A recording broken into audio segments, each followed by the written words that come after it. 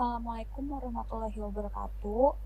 Eh, Selamat menonton teman-teman semua dan ibu dosen. Kami dari kelompok 1, kita akan membahas kekayaan intelektual, perancangan desain packaging untuk usaha mikro kecil menengah, yaitu kue putu elok. Anggota kelompok kami ada saya Kintan, ada Muhammad Iqbal, Ramadiva, Abre Rafiansyah, dan Muhammad Fauzan. Di sini saya akan menjelaskan latar belakang. Kemasan adalah wadah atau pembungkus bagi produk pangan.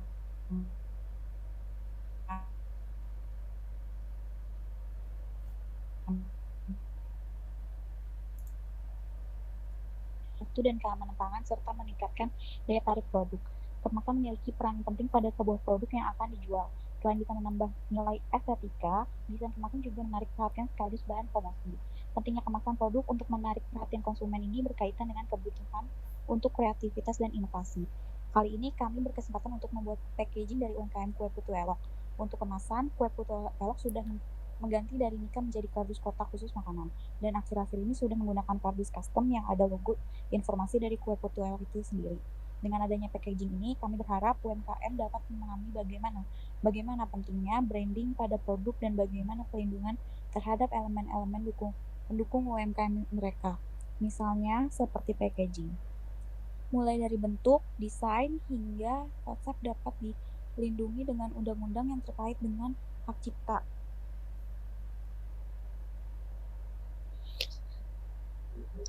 Saya akan menjelaskan tentang perancangan desain kemasan. Berikut tone dan mood board yang kami gunakan untuk merancang desain kemasan dari kue putu elok. Berdasarkan namanya sendiri, kue putu elok. Elok itu menggambarkan cantik, indah, semacam itu. Karena berhubung dengan kata cantik, jadi kami menggunakan warna-warna yang lebih girly gitu. Di sini ada warna pink dan ada kuning juga, atau lebih ke gold maybe. Dan kami juga terinspirasi dari pinggiran kebaya yang ada pada baju tradisional. Itu uh, karena baju kebaya biasanya dipakai oleh perempuan-perempuan cantik begitu. Ya seperti itu. Selanjutnya ini hasil perancangan kami. Kami gunakan bordir pinggiran kebaya pada permukaan atas untuk box kue putu elok, dengan di pinggirnya ada logo dari kue putu elok sendiri. Lalu di sampingnya ada font kue putu elok.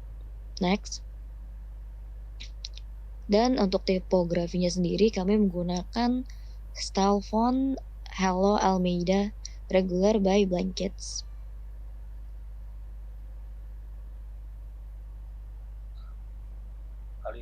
Saya akan menjelaskan tentang HAKI dan hak cipta. Hak kekayaan intelektual atau yang biasa disebut dengan HAKI adalah hak yang didapatkan dari hasil pikir manusia untuk dapat menghasilkan suatu produk, jasa, atau proses yang berguna untuk masyarakat. Jadi dapat disimpulkan bahwa HAKI adalah hak yang menikmati secara ekonomis hasil dari suatu kreativitas intelektual. Objek yang diatur dalam kekayaan intelektual berupa karya yang dihasilkan oleh kemampuan intelektual manusia. Istilah HAKI didapat dari Intellectual Property Right atau IPR yang telah diatur dalam Undang-Undang Nomor 7 Tahun 1994 mengenai pengesahan WTO. Menurut UU Hak Cipta pasal 1 ayat 1, yang dimaksud dengan hak cipta adalah hak eksekutif bagi pencipta atau penerima hak untuk menggunakan atau memperbanyak ciptaannya, atau memberikan izin untuk itu dengan tidak mengurangi pembatasan-pembatasan menurut peraturan perundang-undangan yang berlaku.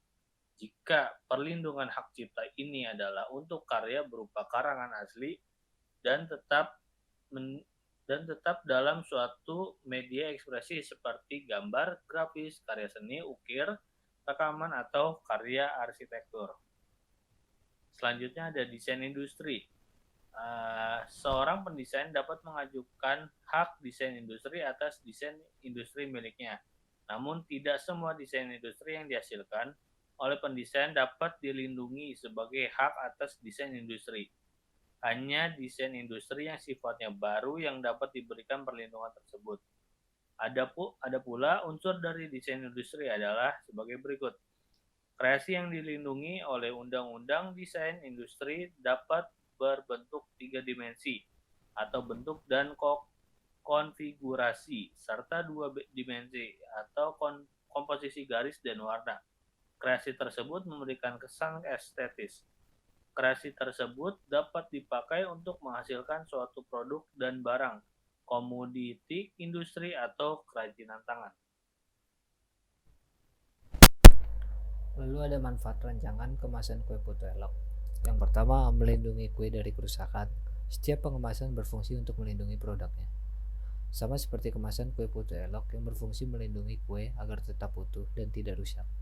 Mempermudah distribusi atau suatu produk menggunakan pengemasan yang baik tentu akan mempermudah pada proses distribusi.